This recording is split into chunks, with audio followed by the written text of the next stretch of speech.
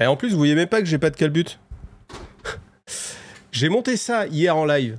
Ah, il est pas mal, il est pas mal là. Le Dai Yokai de chez Conquest. Alors, on se rend pas compte de la taille. Je pense que vous vous rendez pas compte de la taille. Ah bah oui, bah, j'ai pas de figurine à côté. Mais il est juste énorme. Il est juste énorme. La lance, elle fait 31 cm, en fait, là. Et là, d'ici là, vous voyez jusqu'où ça va, là?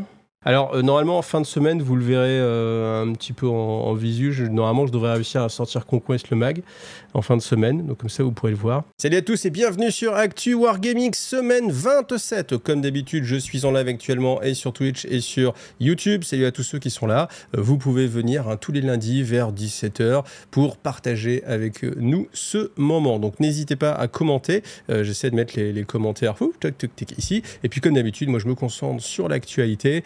Et puis après, on fait le débrief et vous êtes en train de regarder peut-être sans doute la rediffusion. Alors, si on commence, il faut que je change, bim, si on commence et que je pense à mettre le chat visible, voilà, bim boum, on va commencer avec Games Workshop, donc les précommandes. Alors précommandes, comme d'habitude, je vous rappelle, vous pouvez les choper sur MyUbiPlace avec le lien IGTV, vous avez 20% de remise. N'hésitez pas à vous connecter, l'idéal c'est d'être 30 minutes avant sur le site, comme ça pour être dans la file d'attente et d'avoir le petit bip pour essayer d'en avoir. Bon après là, je pense que sur ces sorties-là, on va pas être sur de la grosse rupture de la mort en mode si vous n'êtes pas là à 9h30, vous ne l'aurez pas. Donc vous allez avoir Ineb Deepkin sur la version classique. Vous avez aussi la version, je sais plus comment il appelle la version tournament ou je sais plus comment il appelle, tiens. Oh. Je sais plus, mais version plus petite, version couverture souple, vous avez pas l'or, vous avez vraiment que les règles vendues avec les cartes. Ensuite, vous avez des personnages. Alors c'est bien parce qu'il y a quand même plus de personnages que ce qu'on était habitué à une époque. On avait un petit peu moins de... Enfin, on avait que un personnage avec la sortie du Battle Tome. Là, on a quand même plus de personnages avec des figurines d'envergure. Donc là, on a Icon of the Sea qui peut se monter de deux façons différentes. Merci Aragon pour le follow. Donc voilà, vous changez un petit peu les armes et vous changez un peu le casque, et puis comme ça vous avez deux figurines différentes. Moi j'aime bien la dynamique. De toute façon j'ai toujours bien aimé les idées de net parce qu'ils donnent vraiment quelque chose de différent en fait. C'est pas quelque chose qu'on a déjà vu ailleurs. Donc c'est pour moi une armée vraiment avec un très très très fort charisme et d'originalité. Puis ça fait plaisir. Moi j'aime bien jouer quelque chose qu'on voit pas forcément partout ailleurs.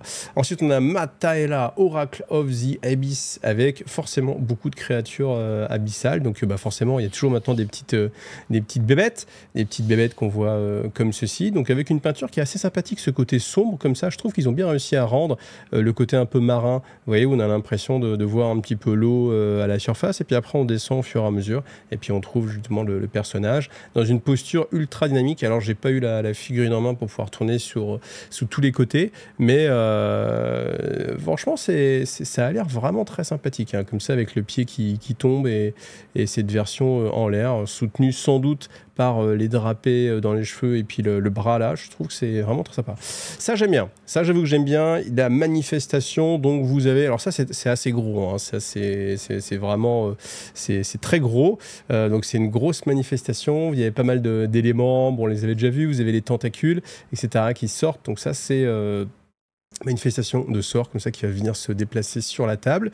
Moi j'aime beaucoup. Je pense qu'à peindre il y a un vrai petit défi. Alors je sais pas, soit on bâcle ça et puis ça marche bien, soit vous le faites vraiment en mode un petit peu de défi puis vous allez chercher un peu toutes les couleurs etc. Mais ça va être compliqué. Bon bah, qu'est-ce que tu veux parce que j'ai encore une demi-heure de quoi? Bah ok d'accord. les enfants. Ensuite Isharan Soulcryer. Alors lui, bon, un petit peu moins fan. J'avoue, un petit peu moins fan de la figurine. Je sais pas. Je trouve que dans le dynamisme, je sais pas, les proportions, je sais pas ce qui m'embête un peu, mais j'aime pas la tête, j'aime pas le col qui est juste au-dessus, j'aime pas les grosses épaulettes. Je sais pas. Je trouve que ça fait une forme qui est pas très élégante, qui fait un peu peut-être, je sais pas, stoïque. Alors que Deepkin, on a plutôt l'impression que ça devrait être autre chose. Donc voilà, là, par contre, pas fan. Ensuite, Spearhead Akelian. Donc là, voilà, vous avez une Spearhead. Je crois me rappeler que quand c'est sorti, c'était vraiment pas mal hein, à jouer. Je ne sais plus maintenant ce que ça vaut. Je trouve qu'il y aura une réactualisation, mais je me rappelle qu'à l'époque, c'était assez efficace. Hein.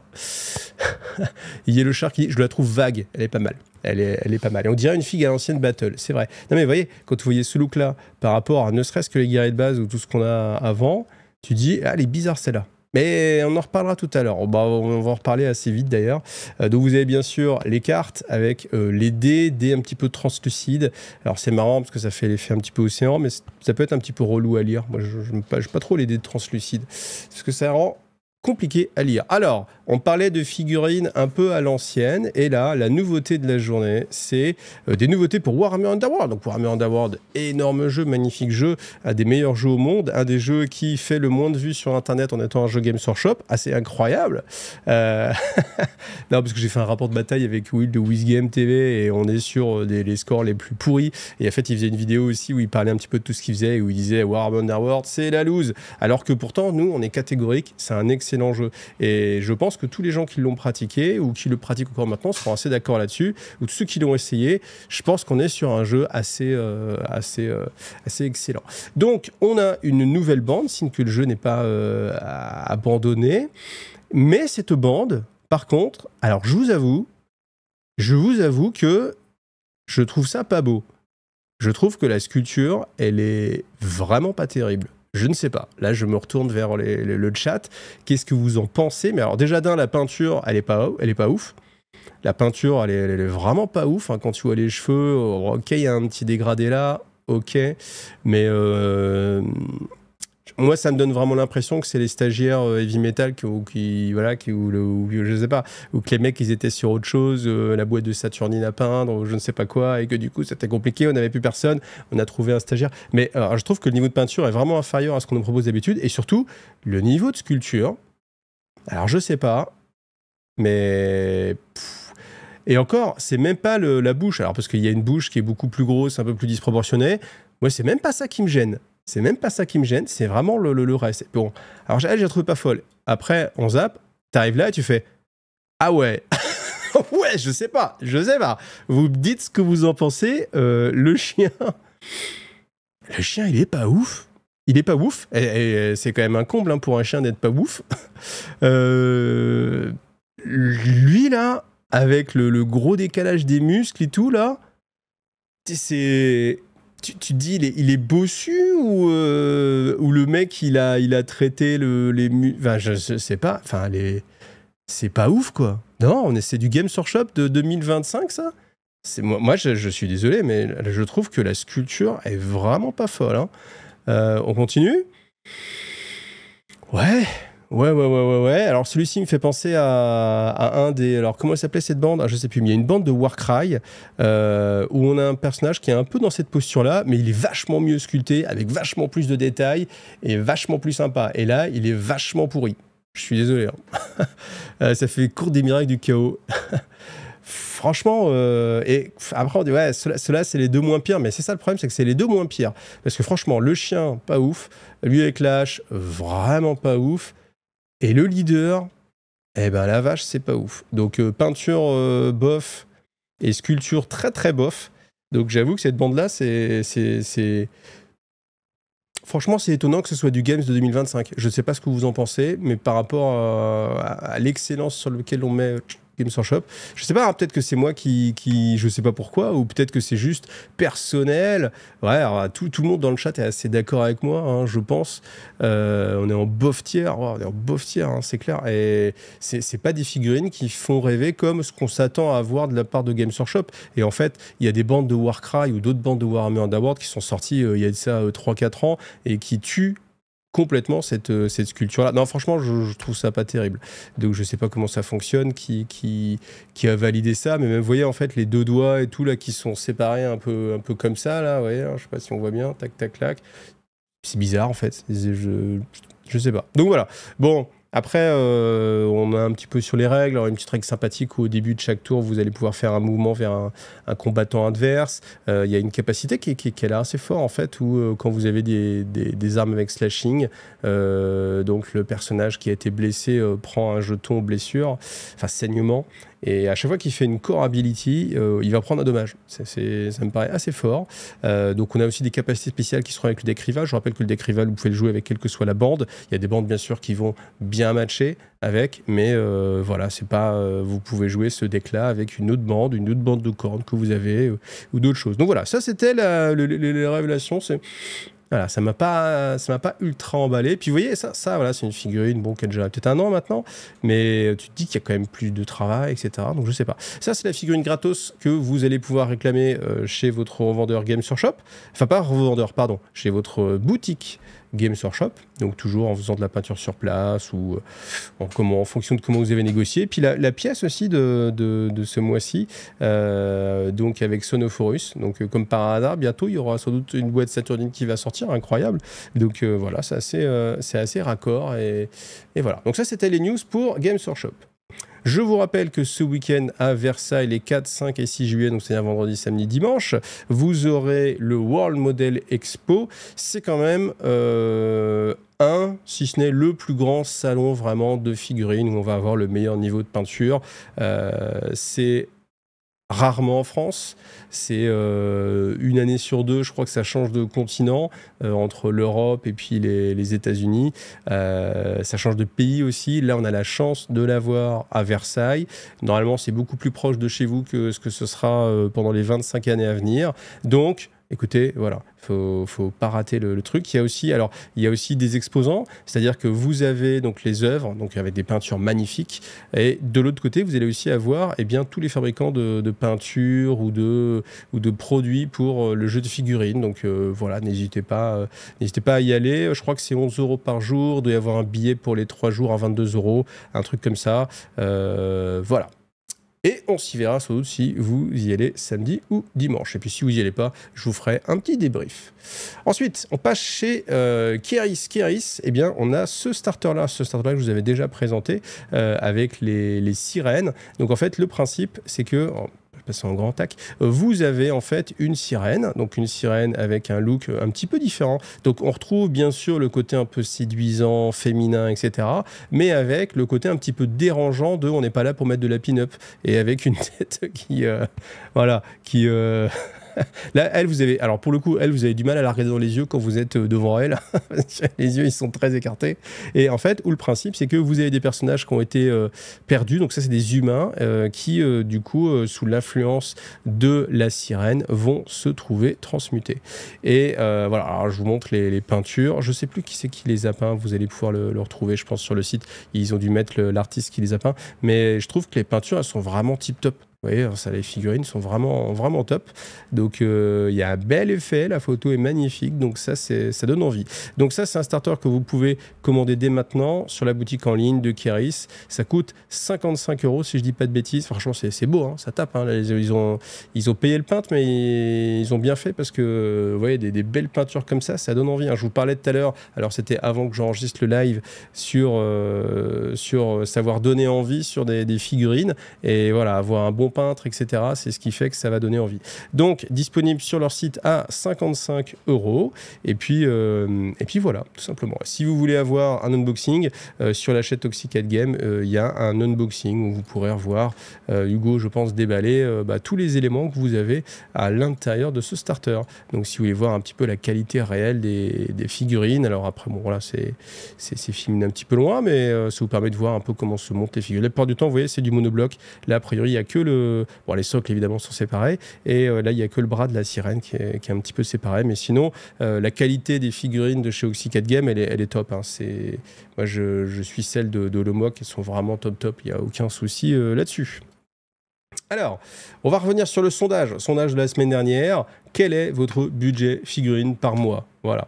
Donc, on est majoritairement à entre 0 et 50 €, ce qui est déjà quand même un petit budget. Ensuite, 51 à 130 €, voilà. Et puis après, bien évidemment, plus on augmente dans le tarif, plus on va baisser. Mais on voit quand même qu'il y a une bonne proportion quand même qui monte jusqu'à 100 €. Donc après, dans les commentaires, on avait beaucoup d'une centaine d'euros à peu près, bien sûr. Alors c'est réparti, hein, c'est-à-dire que parce que on a notre ami Poulpi, que vous avez peut-être déjà vu sur la chaîne, qui est quand même prof de maths, qui me disait « Oh mec, t'as fait ça par mois, t'aurais pu le faire par an, parce que j'en ai aucune idée par mois. » Et je fais, mec, je pense pas que les gens aient une idée du budget par an, mais si tu es capable de savoir ton budget par an, tu es capable de savoir ton budget moyen à l'année.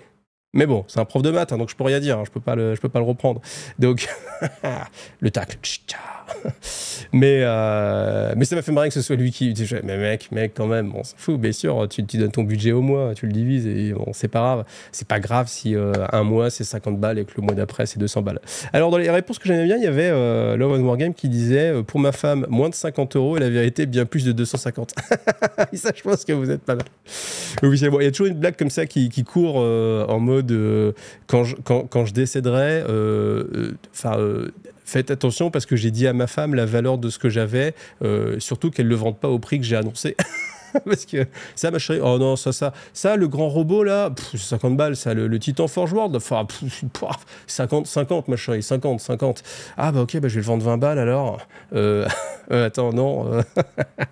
Donc voilà. Alors, un autre message que j'avais bien aimé d'Alvaten. Alors, attends, il est où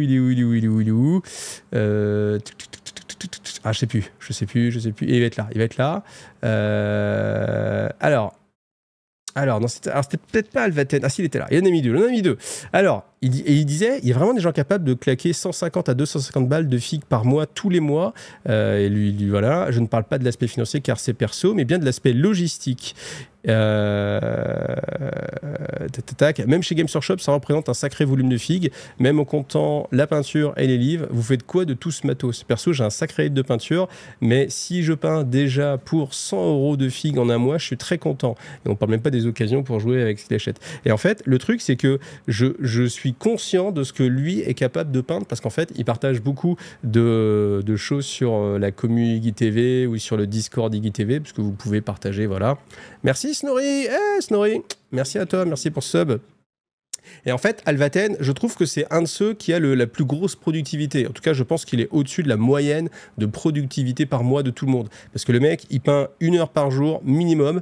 Et je pense qu'on est très loin tous d'avoir 1 heure par jour. Et lui, il est vraiment capable, vous voyez, d'avoir cet aspect 1 heure par jour.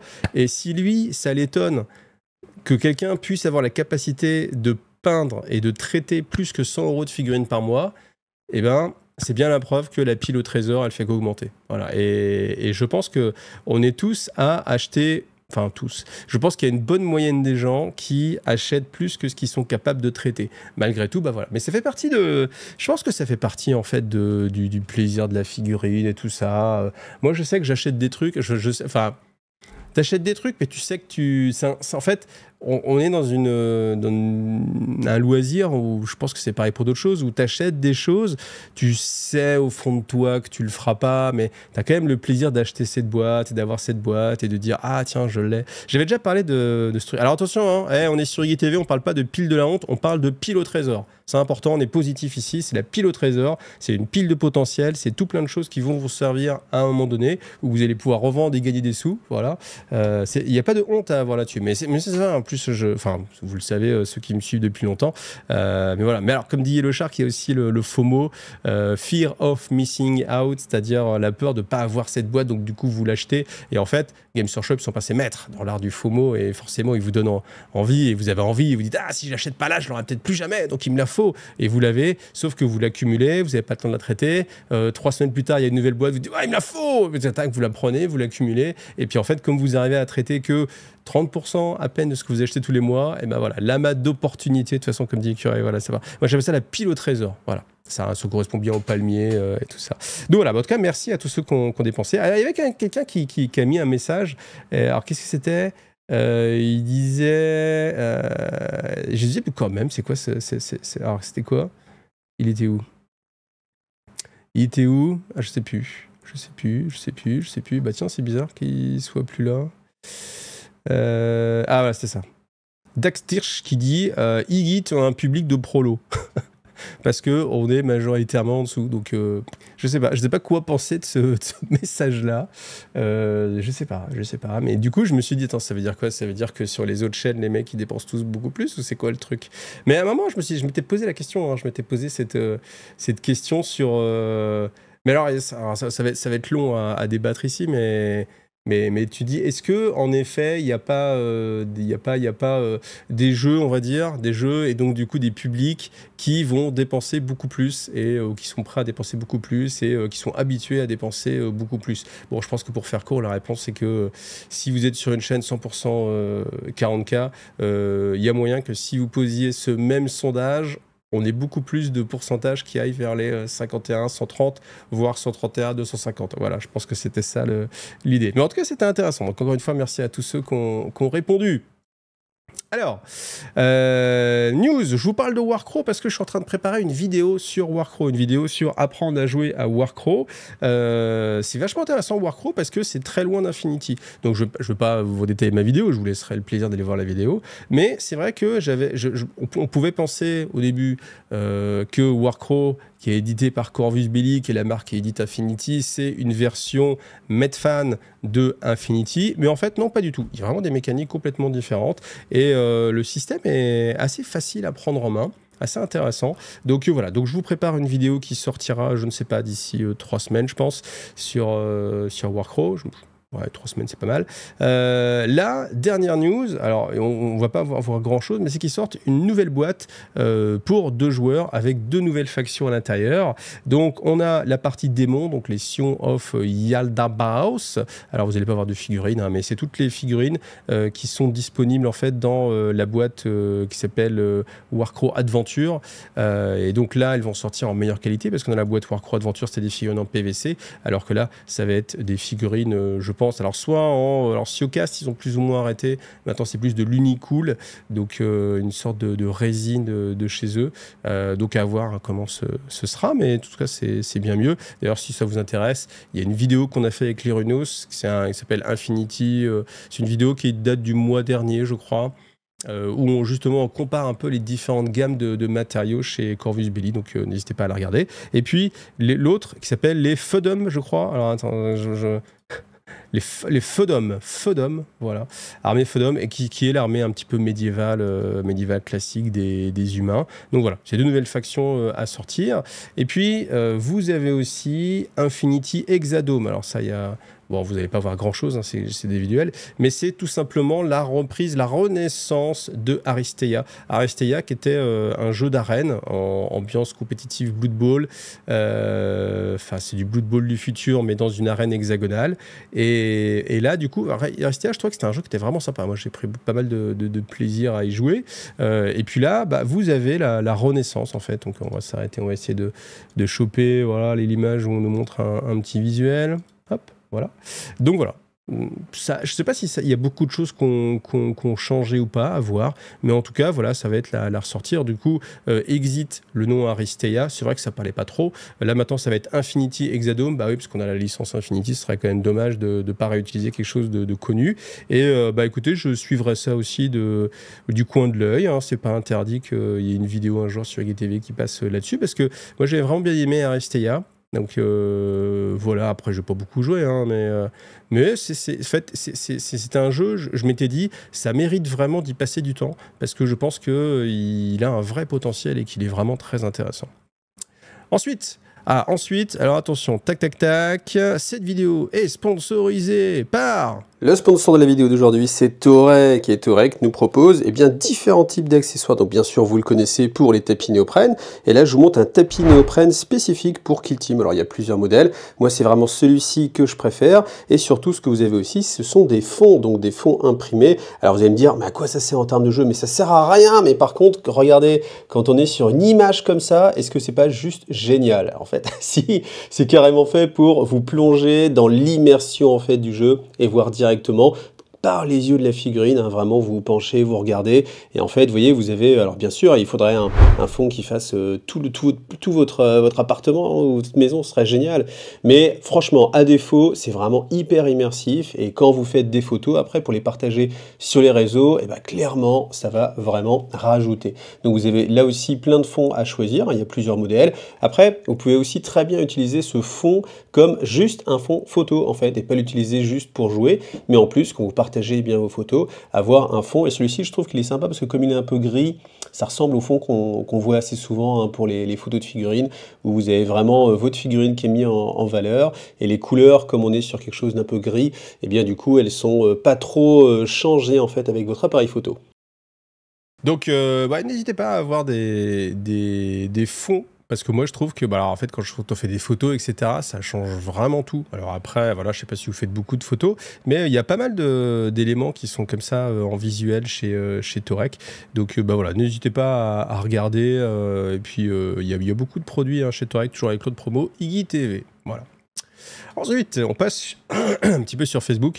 Vous avez eu, pour l'instant, une présentation d'une figurine de Marines de StarCraft. StarCraft, jeu qui va sortir en début d'année prochaine, c'est-à-dire que vous allez avoir des précommandes qui vont être sur le dernier tiers de cette année et en fonction de la quantité qu'ils auront à produire, il y aura une livraison janvier, février, mars, voilà, sur StarCraft. Et en fait, cette image, elle est intéressante. Alors, c'est un render 3D. Pour l'instant, en fait, ils ne veulent pas montrer de figurines tant qu'elles ne sont pas peintes par des professionnels de la peinture, parce qu'ils veulent vraiment que quand on fasse popper en fait quand ils vont montrer les figurines, il faut qu'il y ait l'effet waouh maximum. Bah, ils investissent beaucoup hein, d'argent sur le jeu, donc voilà, il faut que le jeu marche. Et ils veulent mettre toutes les chances de leur côté. Donc, on n'a pas beaucoup de choses pour l'instant. Et là, on a cette photo. Alors, cette photo, elle est intéressante. Pourquoi ? Parce que vous avez ce qu'ils veulent mettre en avant, c'est le plastique transparent. Il y a 2 éléments en plastique transparent. Déjà, vous avez la verrière du Space Marine. Je dis c'est Space Marine, mais je pense du Marines, tout simplement. Du Marines, donc, qui est une verrière transparente, plexi. Donc, après, ils ont dit... parce qu'il y a un live, ils en parlaient, ils disaient, il faut imaginer ça comme les Lego, en fait. Vous savez, les Lego, vous avez des visières que vous pouviez mettre ou enlever et faire glisser. Et donc, c'est le système qu'on va avoir. Comme ça, normalement, j'espère qu'ils vont penser vraiment à ce qu'on puisse sous-coucher les figurines, les peindre, etc. Et qu'après, on puisse mettre la partie transparente directement dessus. Et l'autre partie qu'on voit, c'est les Zerglings. Les Zerglings sont sur le côté avec Speedling. Donc, du coup, vous avez des ailes comme ça qui apparaissent et qui vont être là aussi des ailes transparentes. Donc, normalement, StarCraft, moi, je continue à en parler. Je vous rappelle qu'il y a un Discord francophone dédié à StarCraft. Hein. Si vous cherchez, vous devrez y trouver. Si vous cherchez vraiment, vous allez avoir ma vidéo aussi qui présente alors vraiment toutes les infos que j'avais pu avoir au moment présent. C'est une vidéo qui est quand même assez complète. Si vous cherchez StarCraft sur ma chaîne, vous allez pouvoir trouver cette vidéo-là et vous avez le lien vers le Discord. Voilà. Et en effet, comme dit Toupa, Torek sera au World Model. Donc du coup, vous pouvez arriver en disant hey, je viens de la part d'Iggy TV. Comme ça, on verra si... On va voir. Tentez votre chance. Ouf. Bon, on continue. Alchemy. Donc Alchemy, alors je vais peut-être vous montrer d'abord la boîte. Donc Alchemy, en fait, ils sont en train de refaire toute leur boîte de starter. Et là, on a le starter Waga, voilà, à 49 €. Alchemy, c'est aussi un jeu, j'en parle pas beaucoup sur la chaîne, mais à chaque fois que j'y ai joué, j'ai vraiment trouvé que ça méritait, là aussi, de s'y plonger un peu plus. Donc vous avez un rapport de bataille sur la chaîne. Vous avez aussi une présentation des mécanismes de jeu, en fait, si vous voulez apprendre à jouer, voir ce que ça donne. Mais il y a vraiment une mécanique un peu pierre-feuille-ciseau sur le type d'attaque que vous allez faire. C'est-à-dire que quand vous allez faire une attaque, vous allez choisir en fait si vous faites une grosse attaque de brut ou alors une petite attaque un peu feinteuse ou alors si vous êtes en mode esquive, parade, etc. Et suivant ça, il y a une sorte de pierre-feuille-ciseau qui vous permet d'avoir des bonus si l'autre il a joué telle carte et ainsi de suite. Donc il y a vraiment un bluff qui est assez intéressant avec une mécanique de dés aussi particulière en fonction si votre figure est blessée. Donc il y a une dégradation en fait des compétences naturelles en fait qui se fait sur les dés. Donc il n'y a pas de choses à se rappeler, il suffit de lancer les dés et de voir ça. Donc starter Waga, voilà. Et si vous cherchez sur la chaîne Alchemy the Game, vous allez avoir là aussi un unboxing en fait de la faction. Donc si vous voulez aussi pareil regarder, voilà, n'hésitez pas, vous avez des tokens intégrés, etc. Donc c'est des figurines en résine, voilà. Cette semaine, on en est plus que broucouille parce qu'on a fait moins 3 tipeurs. Donc moins 3 tipeurs, c'est moins bien que plus 1 tipeur.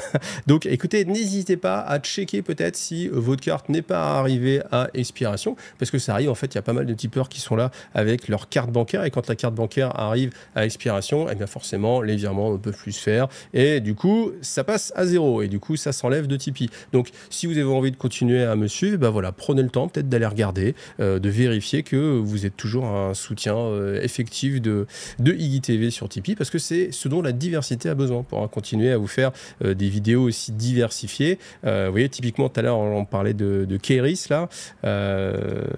Holomoc, c'est pareil. Là, le dernier rapport de bataille que j'ai sorti sur Holomoc, je crois qu'il a atteint peut-être les 600 vues, ce qui est qui est 2 fois moins que les plus basses vidéos de la chaîne. c'est dire que le multijeu, la diversité, ça a besoin d'un soutien qui est autre que juste les vues de YouTube.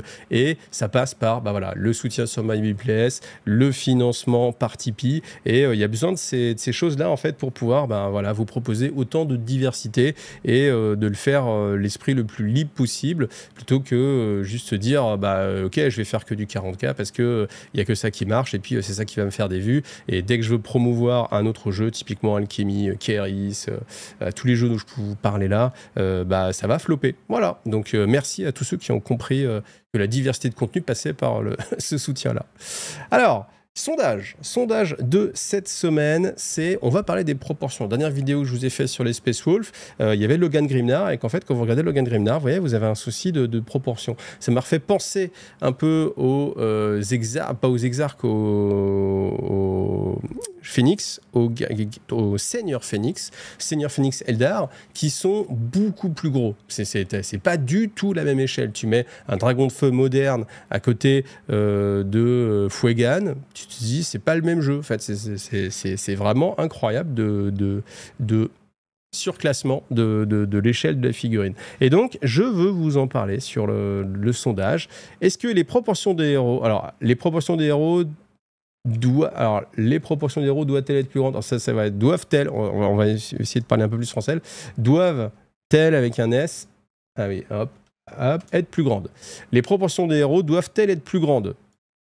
Donc oui, alors j'ai mis 3 réponses. J'ai mis oui pour le fun, c'est-à-dire que oui pour le fun, allez, vas-y, et le look.